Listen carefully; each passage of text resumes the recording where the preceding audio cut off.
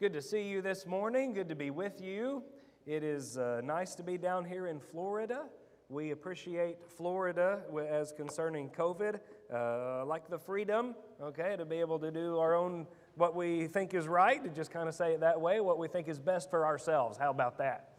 Tennessee's that way, and that's another state that we spend a lot of time in, so that's nice. Guam is the opposite. It's quite the opposite, so I'll tell you more about that in a few minutes. I know that you've come to worship this morning desperate to hear more about COVID. Am I right?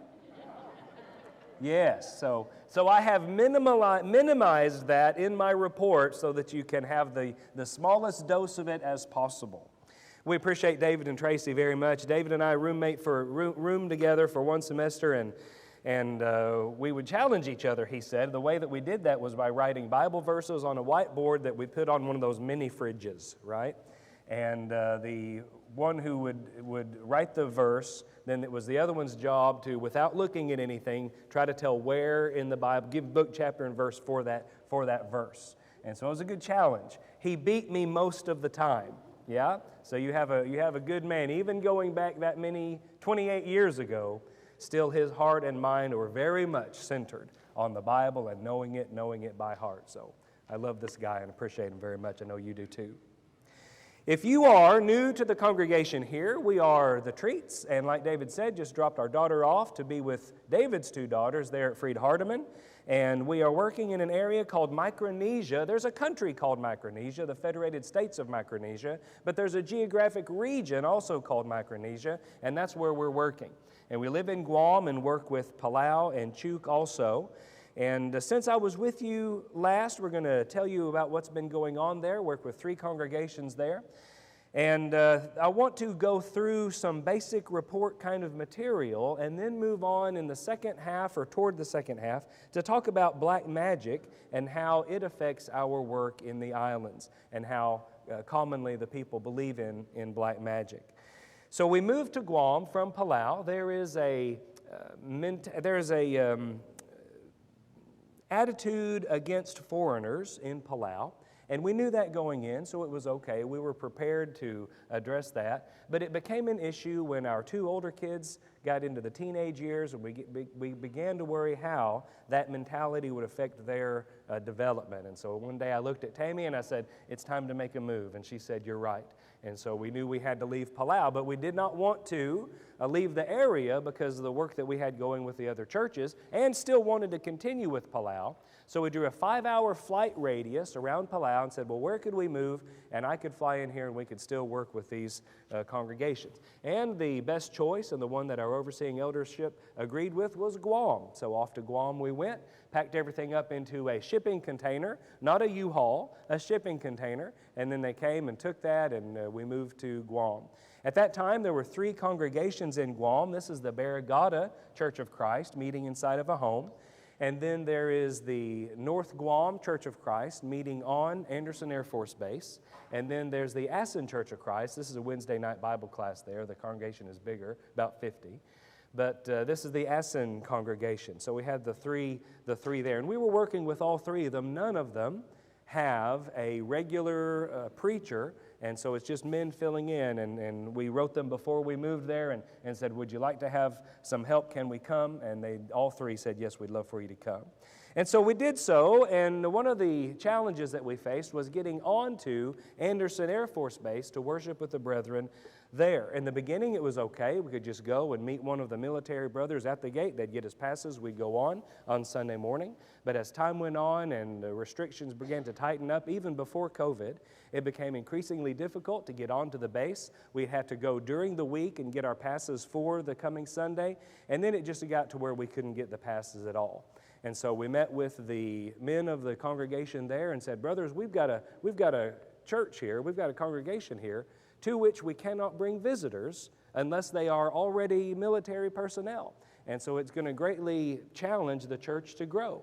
So what do you think about moving the worship site off base? And they agreed, but the church is very small, less than 20 people.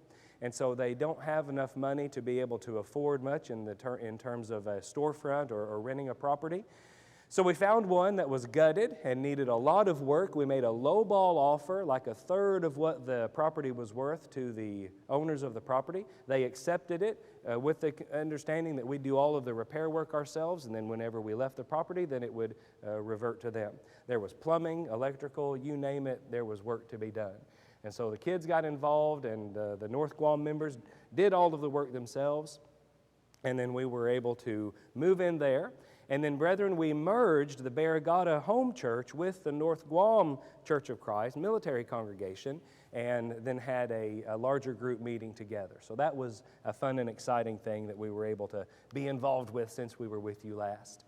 We had another problem, though, and that was not having enough room in our vehicle to pick up the visitors that were wanting to come.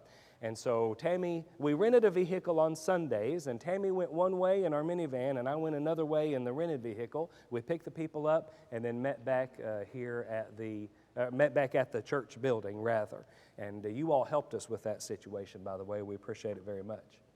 This is a brother who's there in Guam, and his name is Atrico. He's a friend of mine. He's Chukis, and the first 10 years that I knew him there in Chuk, and then he moved to Guam. He became unfaithful when he moved to Guam, and then got into some associations that were not good, and it's a very sad situation. He maintains his innocence, but several charges were laid against him, and he's been put in prison. He's got 11 more years to serve.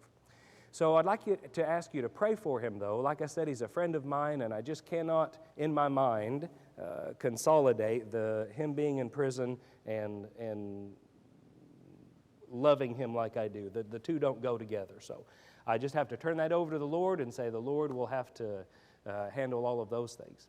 But when it comes to the prisoners in Guam, they don't have a commissary where you load their account with money and then they go and buy their deodorant, toothpaste, and things like that. Rather, the Guam people let the family members of the prisoners bring things into them. So this is one of the things. It's an island, and most of the prisoners there are from Guam, and they have family who's there on Guam. So the number of people who don't have family is very small. The prison system doesn't worry about that. They let the family bring their toiletries in.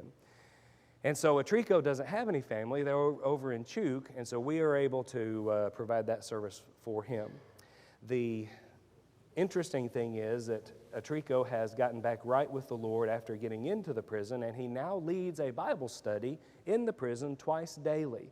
He calls me every day. He calls me every day to talk about the Bible study and ask the questions that he doesn't know.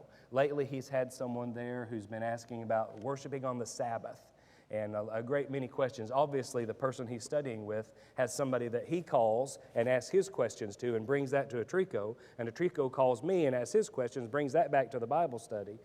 Anyway, it gets into some detailed and challenging questions, but my point is Atrico's doing it. He is staying with the Bible, and he is patiently teaching twice daily inside that prison. He's got one man who's requesting baptism.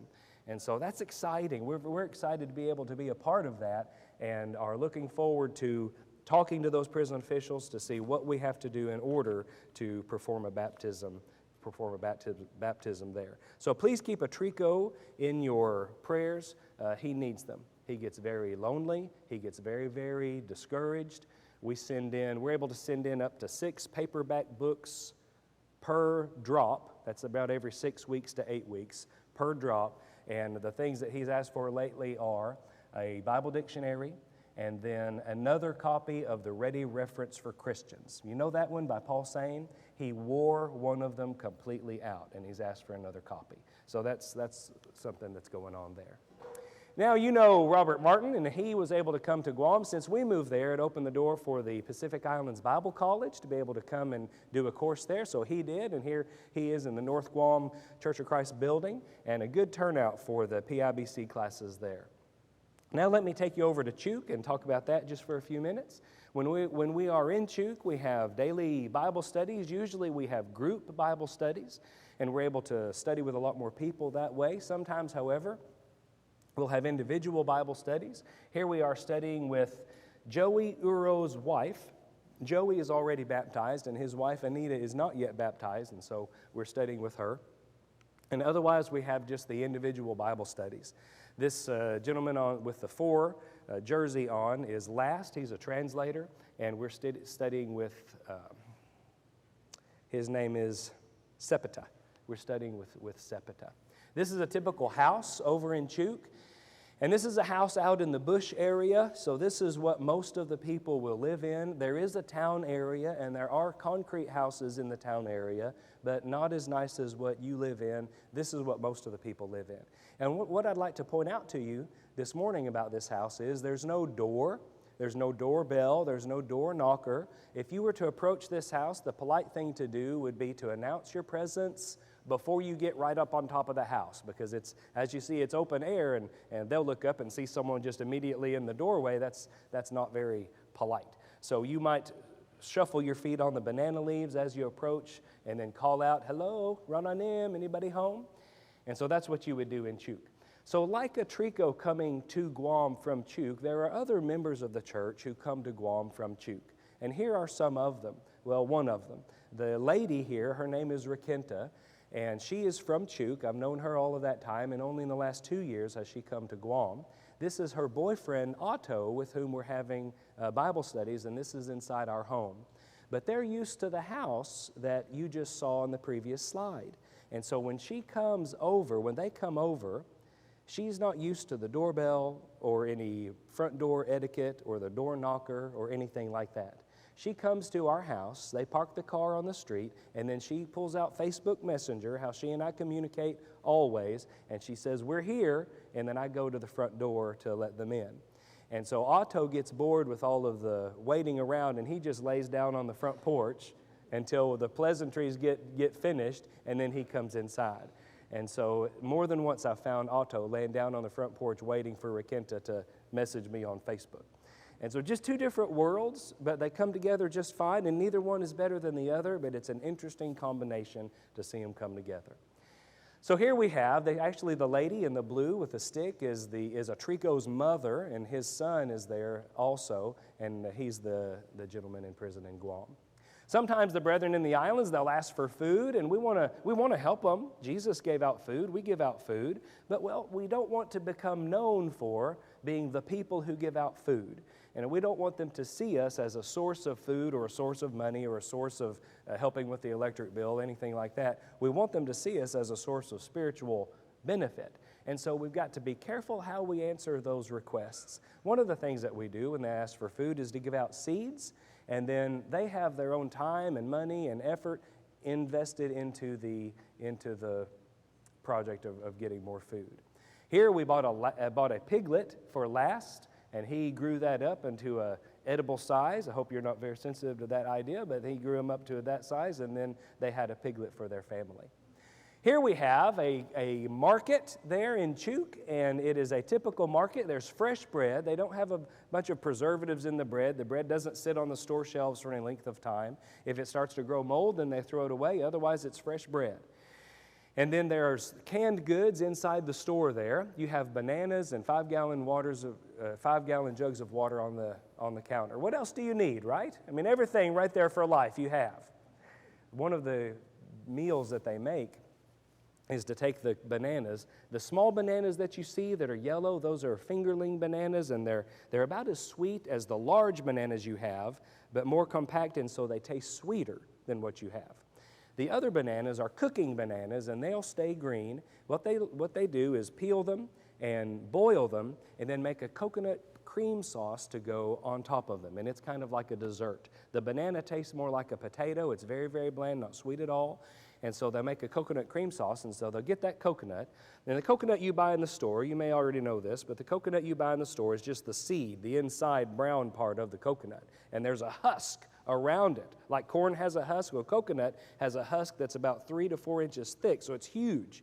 Well, they get that big coconut out of the tree, and they get down to the brown seed, and then they'll break that open and pour the water out. They don't want the water. Then they'll take that meat, and they've got a stool that's got kind of like a fork sitting off of it. They'll sit on that stool and then rake the coconut meat out of that coconut, put that inside of a cloth, wring it, and the water that comes out of the meat, that is what they're looking for. That's the coconut milk. they'll take that, boil it with some sugar, make a cream sauce, put that on top of the cooking bananas, and it's something that's very nice. So come on, you come over with me. We'll have some coconut cream bananas, okay? That'd be great. All right. This is Isiana, and Isiana put her hand on my arm one day and summed up the work very well when she said, Joey, we need people to come out here and help us. And what she meant was that she needed more people coming more often. Where she lives, this is a picture in town. You see a little more of structure of things behind her there. But where she lives is out, that house that I showed you earlier with no door, that's her house.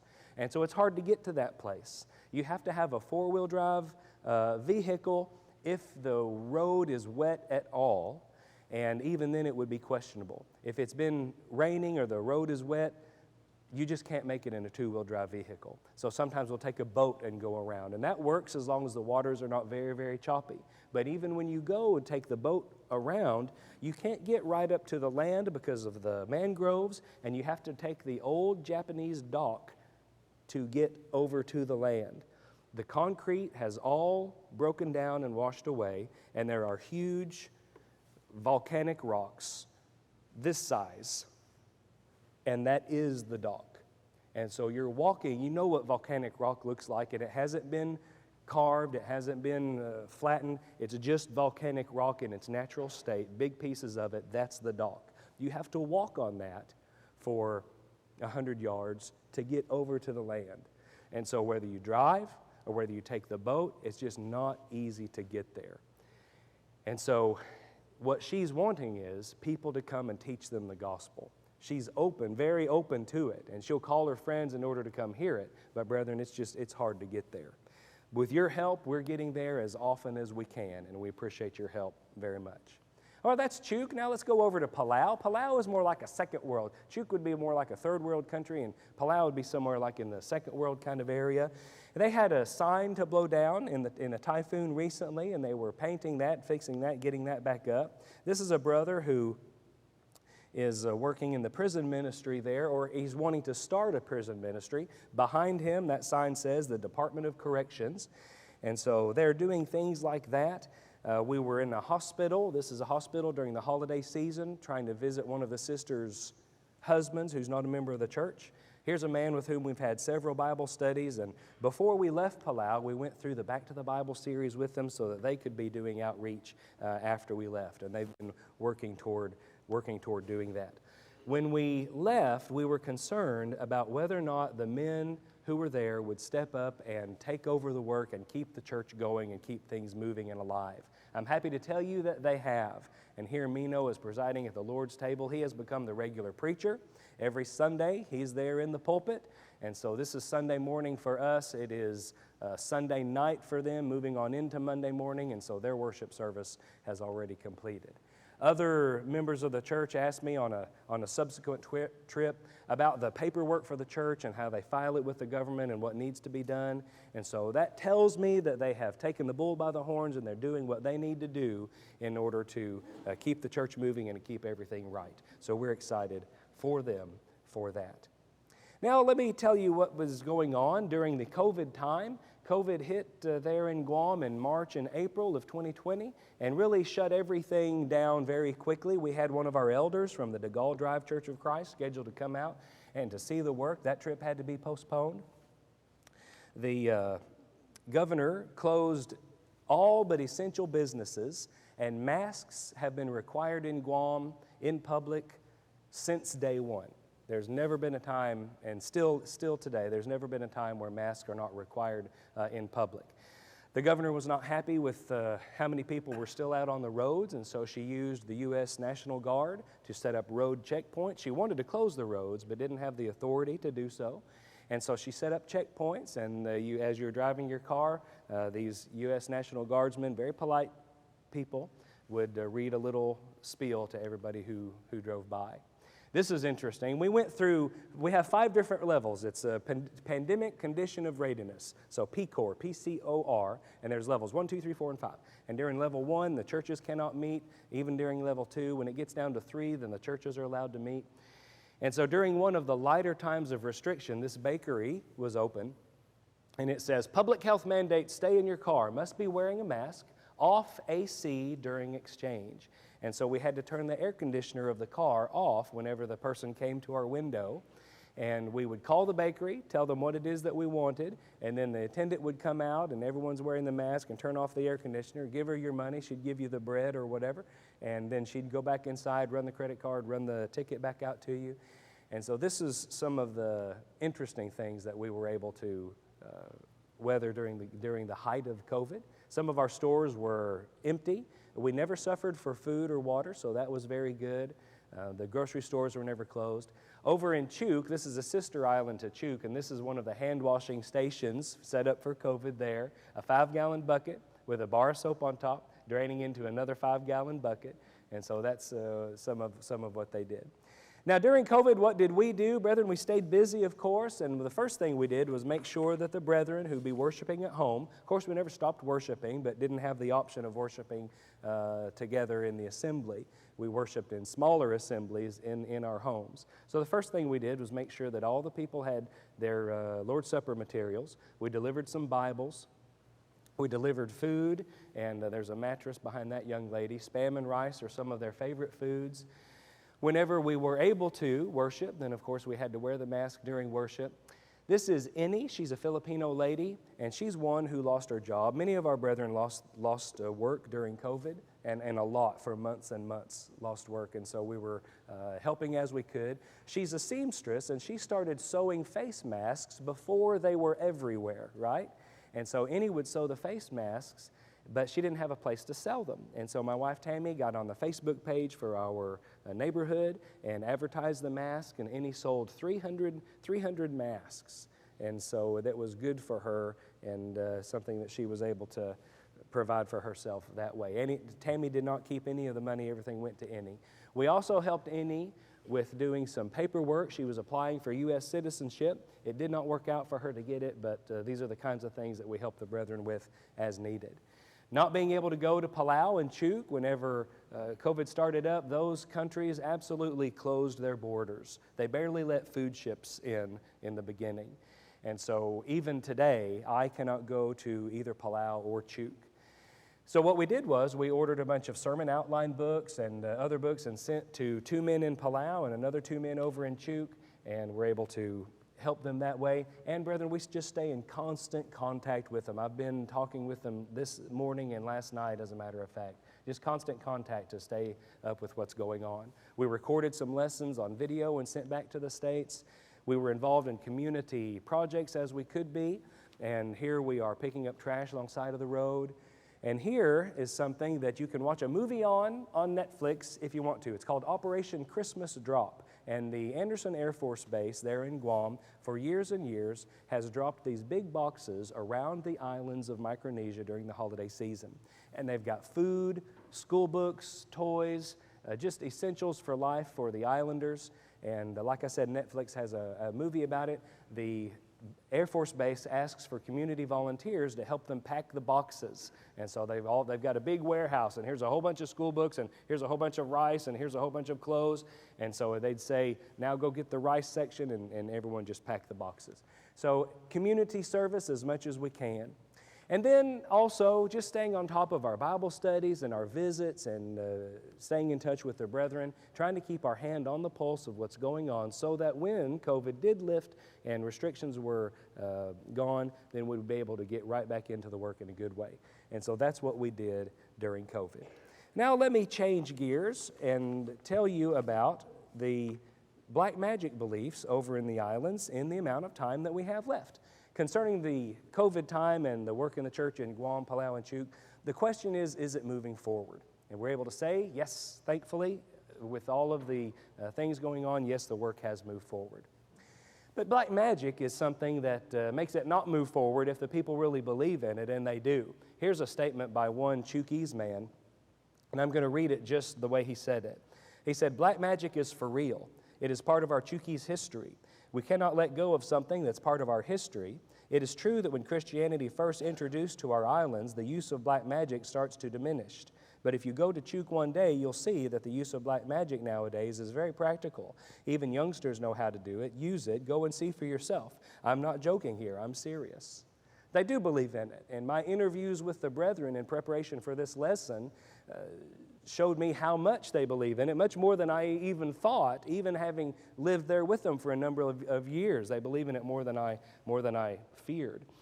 And so what do they believe in? Well, like on Tanawas Island over in Chuuk, they believe that they can take a chicken and pluck all the feathers off of that chicken, do a voodoo chant over the chicken, and then use it like a voodoo doll. So if they poke the chicken, then the person they've assigned it to will feel a poke.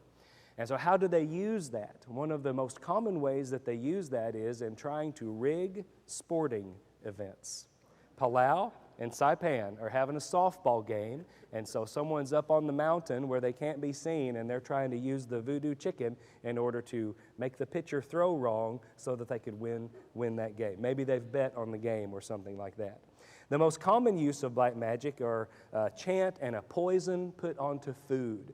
So if a person has an enemy, then they will make them a dish and bring that dish over to them, and maybe there's been a conflict of some sort, and the one bringing the dish will say, "I'm so sorry, and let's make amends, and let's have everything good between us," when they've put a poison on the food.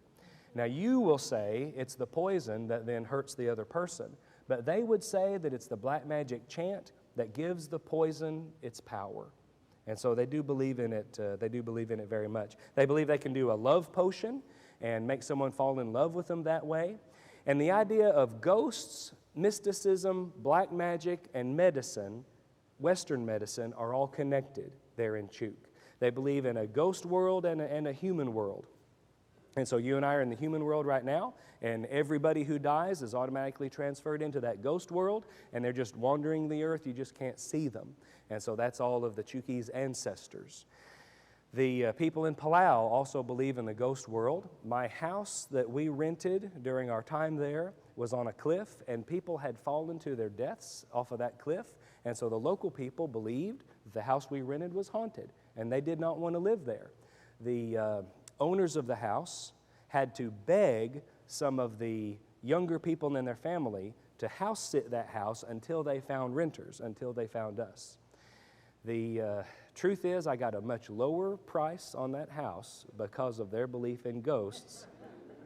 Yeah, so someone would say something to me about it, and I say, "Well, I'm a preacher, so that don't bother me at all," right? But they believe in the ghosts very much so. And the Western medicine is connected with the black magic because, for the Chuukese people now, and it kind of varies per culture, but it's a little white pill that the doctor has given them, and they don't know what's in it. They don't know the thing that is in it. They don't know how it works. They don't know how it affects their body. It's just some kind of magical little thing. And so to them, that sounds like black magic and feels like black magic. And when they take it, maybe they feel a little funny or something. And so it's all connected there. But they do understand that there's a science to the Western medicine, but it just sounds like black magic to them. In that ghost world, they believe that pregnant women should not walk alone in the dark, especially if they're close to their delivery, because a ghost somehow wants the baby or wants to be connected with the baby. And so the ghost might turn into a human form, attack the lady, and then turn back into a ghost and back into the woods. Now you would say it was somebody who was human all along, but they would say it was a ghost, went human, went back to ghost, and went back to the woods. They believe that a pregnant lady should not go fishing because the ghost might jump from the water onto the fish and then onto her. But what can she do for food? So if they have a mess of fish, if they have a catch of fish and they bring that catch of fish to the shore, if somebody waves a torch over the fish, then that will scare all the ghosts away, and then she's okay to eat the fish. Yeah. There are many other beliefs concerning black magic, and it's really, we talk sometimes about religion being subjective. Black magic is even more subjective.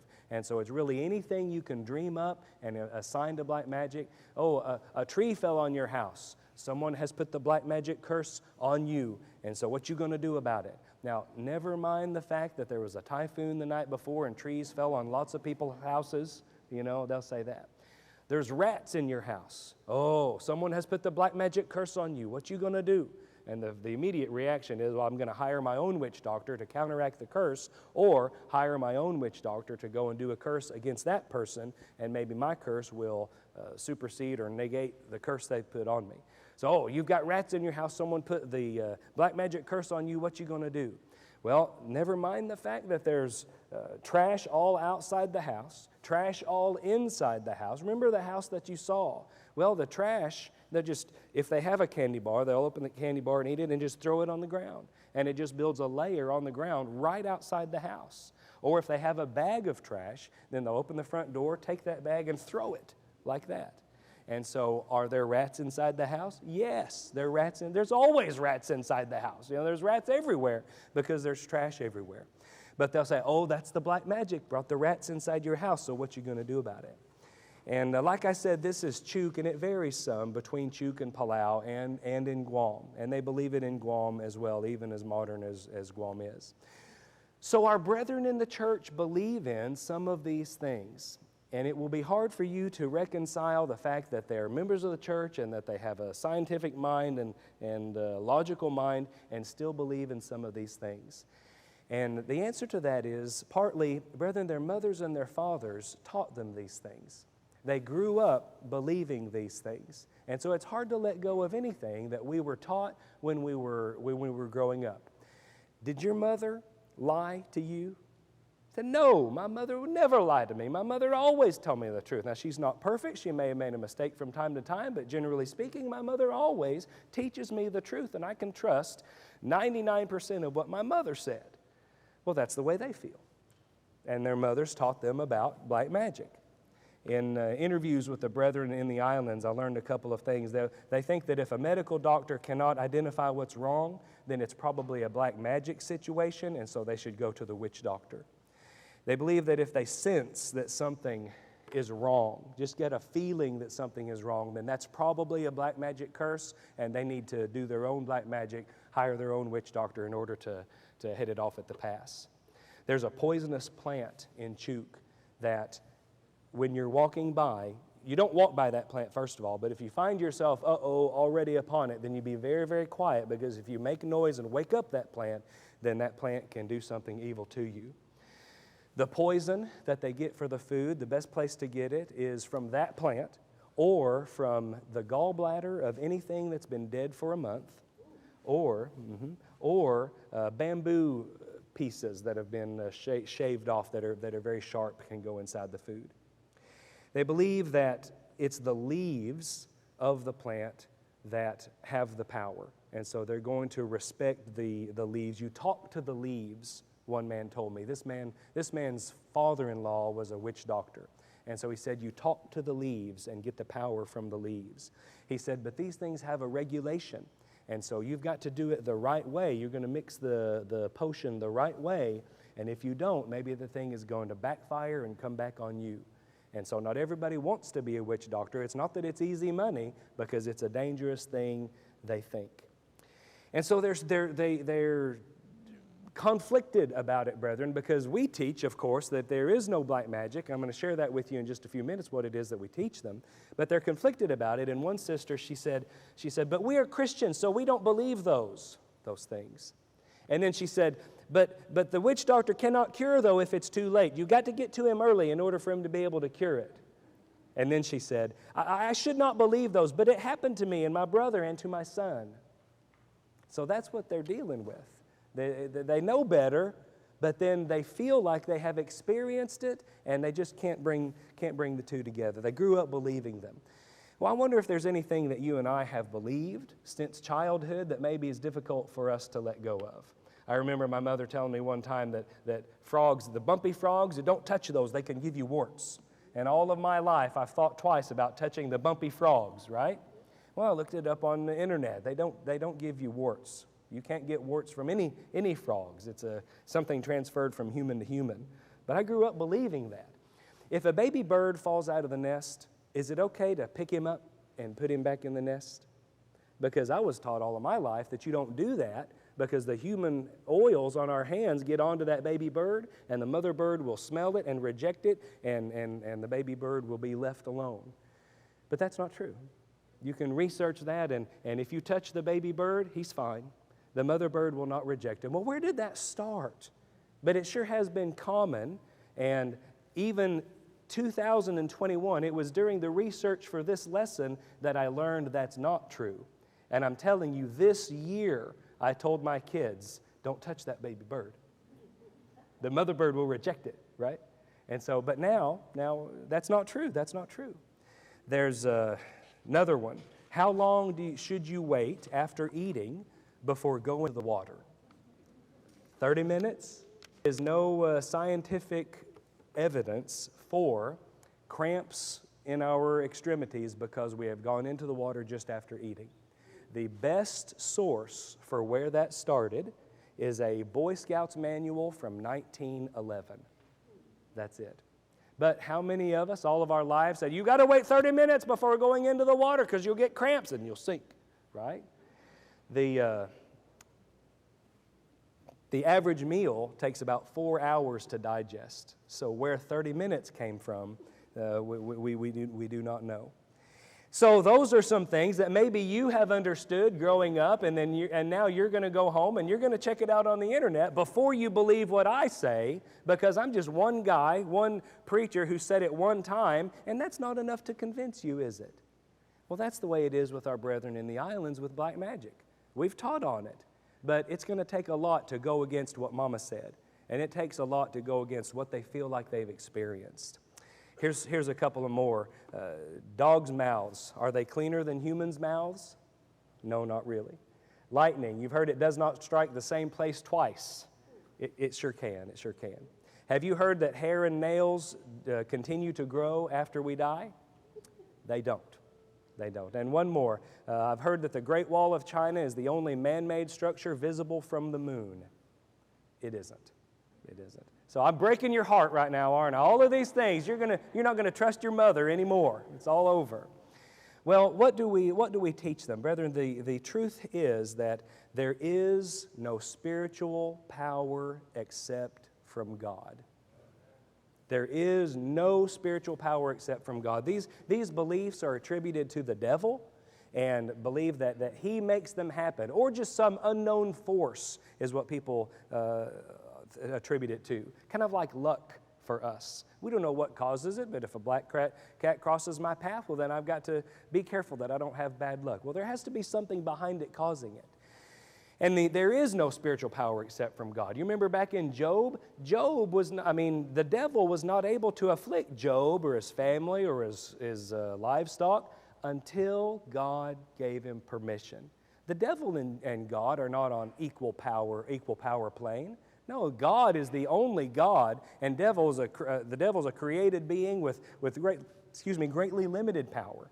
All he can do to us is tempt us. And here he was allowed to afflict Job. So the devil doesn't have the ability to do these black magic kind of things. No, not at all. And so what about crystals? You can go on Amazon right now and you can buy crystals for spiritual healing. There are crystals to connect with angels, crystals to connect with deity in general. My wife does yoga, and I think yoga is great and fine. Some people apply a spiritual aspect to yoga, and there are chakras in the back, spinning discs in the back in the spiritual application of it. And they connect to different parts of our body, as the saying goes. And that is, there's a digestion chakra, and there's a heart chakra. And if you've had a heart attack, maybe you need to do some yoga to reset your heart chakra and get everything working right again. So we're not making fun of those things, brethren, not at all. I respect what people believe. My question is it true? Is it true? Do I need to do heart chakra yoga to strengthen myself, or do I need to go spend $500 on crystals and put them all around my house? Well, remember with me, there is no spiritual power except from God. And so unless the Bible tells me that there's power in crystals, or unless the Bible tells me that there's such a thing as a heart chakra, then I can trust that there isn't. Look at 2 Peter 1:3. His divine power is given to us all things that pertain to life and godliness. There is no spirituality missing from your Bible.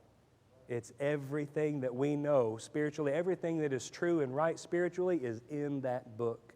And so that gives me some framework. I can have confidence now that I don't need to buy crystals, and I don't need to do the chakra thing, and I don't need to believe in black magic. Because unless God has said it, then it doesn't exist spiritually. Isn't that a great rock to plant your feet on? Doesn't that give you a great foundation in a world when spiritual things are just anything goes? You have the greatest source of stability. You have God and the Bible. And so we know so much more about the spiritual world because of what God has given us. Adapted from Shakespeare's Macbeth, and my time is up. Fillet of fennel snake in the cauldron boiled and bake, eye of newt and toe of frog, wool of bat and tongue of dog, adder's fork and a blind worm's sting, lizard's leg and an owlet's wing. For a charm of powerful trouble, let a bad broth boil and bubble. Is there any power in the eye of a newt? No, because God didn't say that there was power in the eye of a newt. And so, brethren, what it comes down to then is we've got to persuade our island brethren and even some stateside brethren that these things are not true and that we don't need to change our lives for them. What happens over in the islands is they get that sensation and they think that someone's doing a witchcraft against them, and so they may spend all of the month's worth of income on hiring a witch doctor, and it greatly affects their lives. They may fall asleep crying every night for a week because they fear what the witch doctor is doing to them because they were misunderstood in a conversation with someone who now regards them as an enemy. And so it's really life-altering and it's really hurtful to them. Well, the great news is that God sets them free from that concern. God sets them free, and brethren, you and I are free as well. Thank you for your good attention this morning, and feel free to ask me any questions in the break.